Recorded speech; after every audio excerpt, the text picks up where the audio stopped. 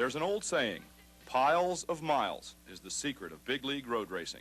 This is primarily a cardiovascular endurance sport, and it develops healthy heart, lungs, and blood transport systems. Getting the best out of yourself on a bicycle is an art, and the people who understand this art are the ones who do it best, the riders and coaches who win the big races. Speed work helps after a rider has obtained their base miles. Riders generally prefer to sharpen up in competition, hence the saying that racing is the best training. In racing, you get the miles plus all kinds of intervals created by the ebb and flow of the race. Mileage is relative.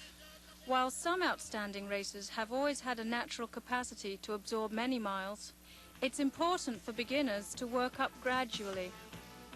When I first turned pro, it was a big jolt.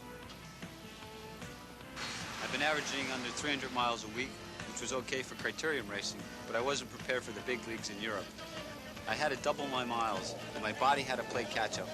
Suddenly, I was eating huge amounts of strange food, and my body was going through a new set of changes. Eventually, I figured it out. As a pro, you're expected to know what works for you, or find out quick by getting dropped. This taught me an important lesson. You must pay attention and know your body, know the signs. No one but you is inside your body. Pulse rate is the classic indicator of health and fitness, and cycling is no exception. Try taking your pulse every morning when you wake up before rising, then stand up and take it again for 60 seconds. The less the difference between these times, the more fit you are. Also, your resting pulse will drop if you're in good shape. Keep records of pulse in all workouts on and off the bike. The important thing about training is that you have to suffer, because you have to know what your body can do when it goes through that kind of pain.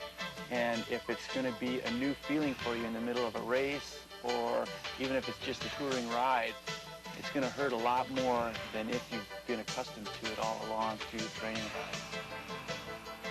Bike racers have recently become acutely aware of the benefits of weight training.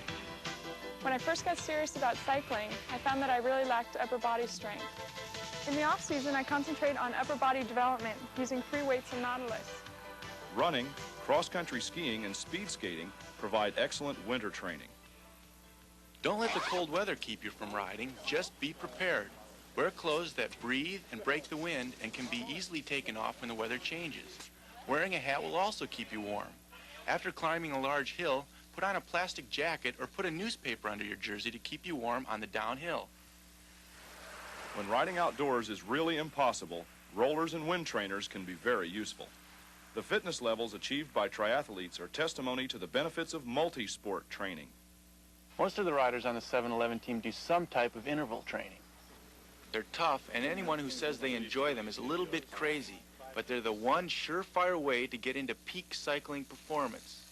First, you need to find a familiar section of road that will allow you to do your workouts without any interruptions, like stoplights or intersections.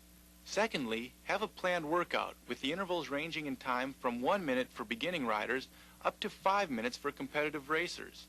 The important thing to remember when doing intervals is that the efforts for each interval should range from 75% to 90% of your maximum, and the rest in between intervals should be short, say 15 seconds up to 2 minutes. By the end of the workout, you should be dead tired. Above all, don't forget to warm up well and go for a nice, easy ride after. Reaching one's anaerobic threshold, the pulse rate where one can no longer sustain aerobic activity and starts to go into oxygen debt, is used by some top professionals. This is very grueling training and only for ambitious, experienced athletes. Robot-like training where you crank out miles on a formula is not the way to go. It's more natural and less boring to mix up periods of hard effort with more relaxed periods based on how you feel and what your goals are. This goes for both your day-to-day workouts and your overall training pattern.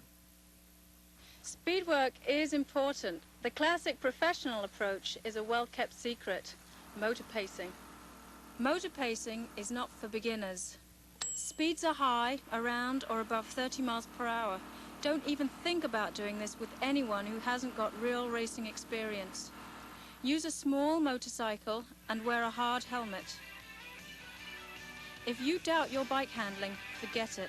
But it's the one thing that can bring you up to race speed in the absence of good competition. You can do long, medium tempo rides or shorter, harder ones, or mix them up. But be careful. Too much motor pacing can and will burn you out.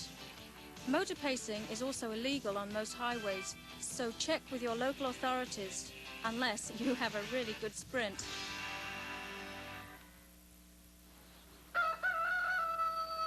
The modern trend in cycling nutrition is toward what could